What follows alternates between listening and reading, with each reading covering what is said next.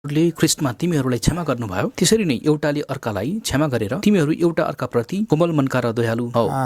क्षमा गरेर त्यो मनको छ कि छैन त्यसपछि मतिमा आउनुहोस्। अनि 13 मा हामीलाई परीक्षामा पर्न नदिनुहोस् तर दुष्टबाट छुटाउनुहोस् किनभने राज्य पराक्रम र महिमा सदा सर्वदा तपाईकै हुन्। आमेन। तपाईको राज्य भनेको छ हैन। उहाँको राज्यभित्र हुन नहुने कुरा मेरो मनमा छ नि। ल हेर्नु त पहिला क्रन्थी 6 अध्यायको 9, 10, 11 यी कुरा मध्ये एउटा पो छ कि हाम्रो हृदयमा त्यो खारेज गर्न पर्यो के शुद्ध पार्नु। पहिलो कोरिन्थी 6:9 अधर्मीहरू परमेश्वरको राज्यको हकदार हुँदैनन् भन्ने के तिमीहरूलाई थाहा छैन? धोखा नखाओ। अनैतिकहरू, मूर्तिपूजकहरू, व्यभिचारीहरू, समलिङ्गीहरू, पुरुषगामीहरू, चोरहरू, लोभीहरू, मतवालाहरू, निन्दा गर्नेहरू, लुटाहरू परमेश्वरको राज्यको हकदार हुने छैनन्। ममा पो छ कि त्यस्तो पापहरू एउटा तीमध्ये एउटा पनि मेरो हृदय छैन, मेरो हृदय शुद्ध छैन। त्यो पश्चाताप गर्न पर्यो कि मैले अथवा हामीले अथवा दर्शकवृन्दले जसले हाम्रो यो कार्यक्रम हेर्दै हुनुहुन्छ। होइन मैले उहाँ गर्ने यस्तो गर्नुपर्छ भने मैले गर्नु पर्यो, आफै उदाहरण हुनु पर्यो। अनि यो जस्तै हामीलाई परीक्षामा पर्न नदिनुहोस् तर दुष्टबाट छुटाउनुहोस् किन भन्नुभयो? दुष्ट भनेको को हो? अघि भने जस्तै खराब विचारहरू, आचरण। मानिसको मन त अति नै छली दुष्ट छ, त्यसमा सदैव। यिर्मया 17:9 संसारको काँडागाडीमा अल्झिन्छ, मेरो मनको इच्छामा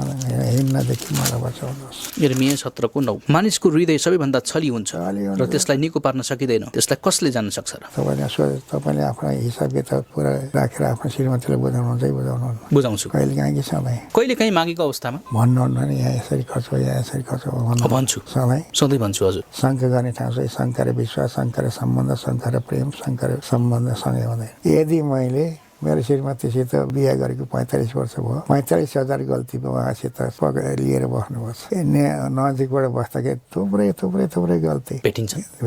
त्यस कारण म सधैँ क्षमा माग्छु। कहिले पनि तपाईँ हजुर भन्छु, तपाईँ भन्छु। मेरो बाइबल हेर्नुहोस्, पहिलो पत्रुस 3 अध्यायको 7 पद। पहिलो पत्रुस 3 अध्यायको 7 पद। हे पति हो, त्यसैगरी जीवनको अनुग्रहको सजिया हकदार समेत भएकोले निर्बल पात्रलाई जस्तो स्त्री जातिलाई आदर दिई बुद्धिमानी साथ तिम्रा पत्नीसँग बस र तिमीहरूका प्रार्थना नरोकियोस्।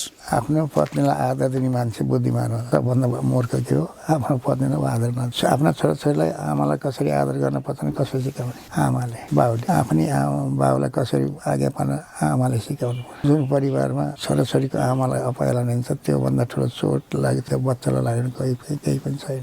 कहीँ चोट पुर्याउनु पर्छ कि पश्चाताप गरिहाल्नु पर्छ। अनि यो प्रभुको प्रार्थनामा छ नि, त्यति थोरै मात्रै किन समावेश भयो? यसमा के जीवनका सबै कुराहरू समेटिएको छ? यो प्रार्थना प्रभुको प्रार्थना जीवनदेखि मृत्युसम्म। जिएफएको मिटिङ 6 महिनासम्म यसैबाट बोलेको छु, सकिया छैन। जिएफएको के भन्नुभयो? एउटा तालिममा प्रभुको प्रार्थना छ भने यहाँ हाम्रो स्वर्गमा बस्ने पिता, स्वर्गको बारे भन्नु परेन, पिता बारे भन्नु पर्यो, तपाईँको राज्यको कुरा गर्नु पर्यो। बापरे बाप, त्यसपछि त भनेपछि यो गहिरो छ। गहिरो सब बाइबलभन्दा धेरै त्यही छ यो प्रभुको प्रार्थनामा। अरे बाप रे बाप। तपाईँको राज्य स्वर्ग र पृथ्वीको, स्वर्गमा जस्तै यस पृथ्वीमा तपाईँको इच्छा पुरा होस्। यस पृथ्वीमा सारा बाइबलको सार यसैमा छ भन्न मिल्छ त्यसो भए? मिल्छ। प्रभुले सिकाएकै कुरा हो। त्यसपछि तपाईँको स्वर्गमा यस पृथ्वीमा तपाईँको राज्य इच्छा पुरा होस्। राज्य उहाँको इच्छा कसको? जसको राज्य उहाँको इच्छा। मेरो इच्छामा राज्य त हुँदैन। मण्डली कसको दुलै? यीशु ख्रीष्टको। अर्कै दुलैमाथि मैले आफ्नो इच्छा पुरा गर्नु पाइन्छ? त्यसमा के भयो त? हाम्रो यीशु ख्रीष्ट त मेरो सम्बन्ध के हुन्छ? मण्डलीमा आफ्नो इच्छा गर्न लाग्यो भने सम्बन्ध बिग्रियो। म यीशु ख्रीष्टको जार भने बाहिर भएर उहाँको राज्यमा उहाँको इच्छा पुरा गर्ने हो, मेरो इच्छा पुरा गर्ने होइन। म उहाँको इच्छा पुरा गर्न आफूलाई समर्पण गर्ने हो। यसै तपाईँको इच्छा पुरा त्यसमा दिनभरिको भोजन दिनुहोस्। थाललाई मात्रै हेरिरहेको छु कि मेरो खानालाई मात्रै हेरिरहेको छु? त्यसमा मासु धेरै मैले लिएर हिँडेको छु कि खाना त्यसमा अरूको विचार। त्यसपछि जसरी मैले आफ्नो अपराधलाई क्षमा छ, हे प्रभु मैले अरूको श्रीमतीलाई आँखा मेरो श्रीमतीलाई कसरी लैजाओस्, मैले कसैको सम्पत्ति लौछ, मेरो सम्पत्ति चोरोस्, त्यस्तो प्रार्थना गर्न सक्नु पर्यो क्या। दुष्टबाट बचाउनुहोस्, मेरो मनको इच्छामा हिँड्नदेखि मलाई बचाउनुहोस्। यहाँ दलदले हिलो छ, फसिन सजिलो निस्कन गाह्रो। त्यसपछि के छ? किनकि तिमीहरूले मानिसहरूका अपराध क्षमा गर्यौ भने तिमीहरूका स्वर्गमा हुनुहुने पिताले पनि तिमीहरूलाई क्षमा गर्नुहुनेछ, तर तिमीहरूले मानिसहरूका अपराध क्षमा गरेनौ भने तिमीहरूका पिताले पनि तिमीहरूका अपराध क्षमा गर्नुहुने छैन। किन यो अपराध क्षमाको कुराहरू यो प्रार्थनामा ल्याइयो?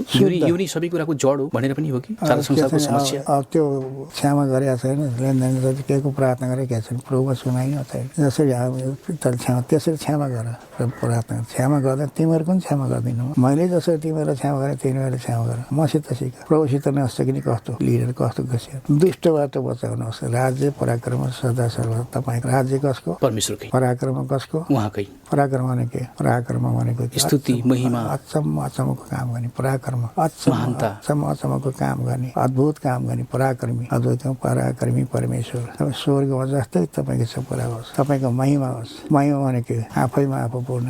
ल हे हाम्रा स्वर्गमा बस्ने पिता, तपाईँको नाम पवित्र गरियोस्, तपाईँको राज्य स्वर्गमा जस्तै तपाईँको इच्छा पृथ्वीमा मेरो परिवारमा मेरो घरमा मेरो छोरामा मेरो छोरीमा पुरा होस्। आमेन। यसको रहस्य थुप्रै छ। अर्को श्रृङ्खलामा हजुरसँग कुरा गरौँ। अन्तमा यही कुरा सिक्नको निम्ति जस्तै कुनै विश्वविद्यालयमा कुनै ट्युसन सेन्टरमा कुनै तालिम सेन्टरमा हामी कुनै कुरा सिक्न गयो भने त्यसको हामीले केही फी तिर्नुपर्छ। तर तपाईँको यो 78 वर्षको अनुभवमा मलाई यो 3 दिनसम्म यहाँले थुप्रै कुरा सिकाउनु भयो। हजुरले वचन बाँडिरहँदाखेरि यो मलाई नै हो, मैले नै सिक्नुपर्छ भन्ने प्रकारले दर्शक ब्रेनलाई पनि हो एउटा कुरो। मलाई लाग्छ नेपालमा बाइबलका रहस्य र गुप्तका कुराहरू प्रकट गर्न सक्ने शक्ति र सामर्थ्य परमेश्वरले उहाँलाई त्यो दिनुभएको छ। बाइबलका मलाई लाग्छ हजारौं पदहरू उहाँले याद गर्नुभएको छ। दर्शकबिन स्क्रिनमा तपाईँ देख्न सक्नुहुन्छ कि रेशमराज पौडेलजी हुनुहुन्छ। उहाँ उमेरले 78 वर्ष पुग्नुभयो। म सानो हुँदाखेरि मेरो गाउँमा गएर म 3-4 कक्षामा पढ्थेँ, त्यतिखेर सुसमाचारको सेवा गर्नुभएको थियो। मेरो गाउँ कैलालीमा पुगेर रातको समयमा जिजस फिल्म देखाउँदै उहाँले सुसमाचारको सेवा गर्नुभएको थियो।